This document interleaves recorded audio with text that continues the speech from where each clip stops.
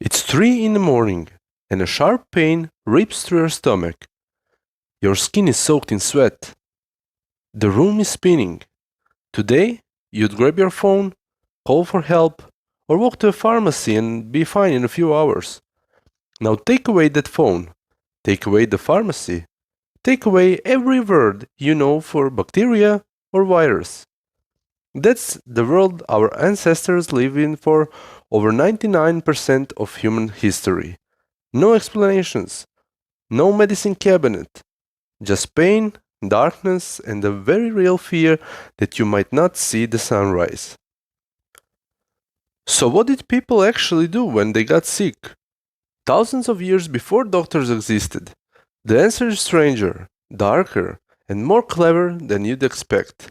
And by the end of this video, you'll never look at a simple aspirin the same way again. Let's go back to a time when nobody knew what disease actually was. Ancient humans had no concept of bacteria, viruses, or parasites. They couldn't see what was attacking them, and that absence of explanation is far more terrifying than knowing the truth. Imagine watching one person collapse with fever while the person standing right next to them stays completely healthy. With no science to explain it, there was only one conclusion left. Something invisible was doing this on purpose. And that fear gave birth to humanity's first weapon against disease: explanation through belief. Spirits, demons, curses, the wrath of the gods. If you can't see the enemy, you invent one you can fight. Here's where it gets unsettling. Archaeologists have uncovered human skulls, some over 7,000 years old, with deliberate holes drilled straight through the bone. This practice is called trepanation. Ancient healers believed that illness, especially anything affecting the mind, was caused by the evil spirits trapped inside the skull. Their solution was brutally simple: drill a hole and let the spirit escape. Here's the part that should genuinely shock you. Many patients survived this. The bone around those holes shows clear signs of healing, which means these people lived for weeks, months, even years after holes drilled into their head, with no anesthesia, no sterilization, nothing. In nearly every ancient community, there was one person everyone turned to when sickness struck: the shaman, the witch doctor, the healer. This wasn't just a doctor.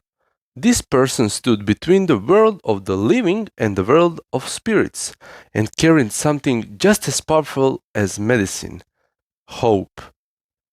Over thousands of years of trial and error, these healers built up a surprising body of real knowledge. Willow bark was chewed to dull pain. We now know it contains a compound almost identical to aspirin. Garlic was used as a natural antibiotic. Honey was smeared directly onto open wounds because healers noticed it stopped infection from spreading, and modern science has confirmed honey genuinely has antibacterial properties. But for every remedy that actually worked, there were 10 that did absolutely nothing or made things catastrophically worse. Animal blood, feces, charcoal, walking through smoke from a specific tree. The line between medicine and poison was often just a matter of luck.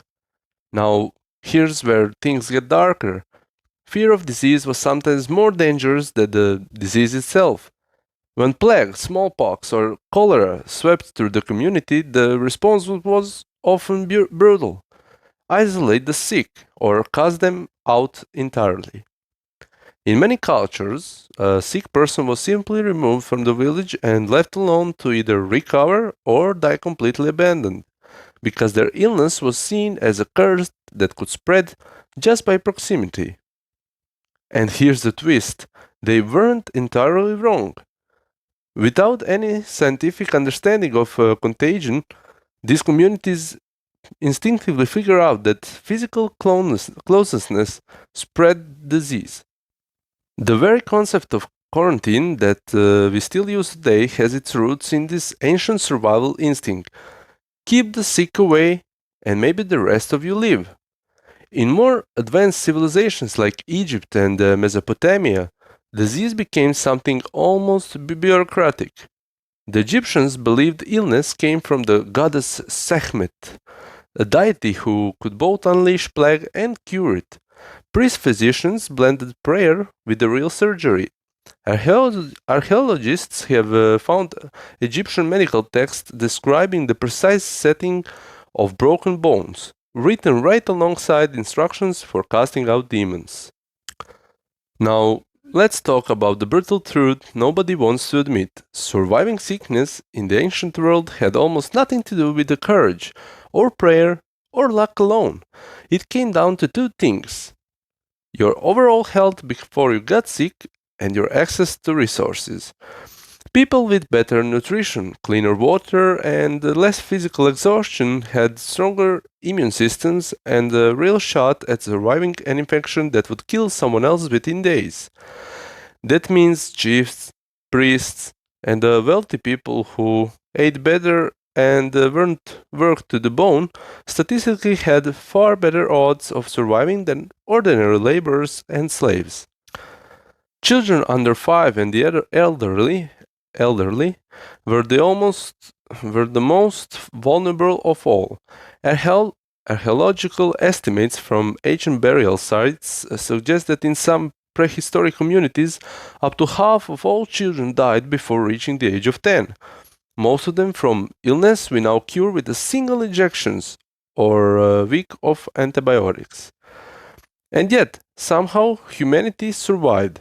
Not because individuals were unbreakable, but because the community was.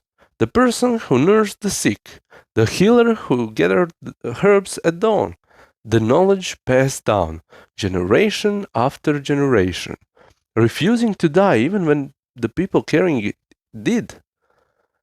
So the next time you take a painkiller or walk into the doctor's office for a routine checkup, remember what's actually behind that simple act.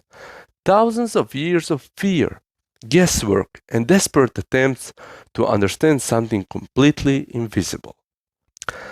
Ancient people weren't stupid, they were curious, terrified, and absolutely determined to survive in a world that gave them zero explanations.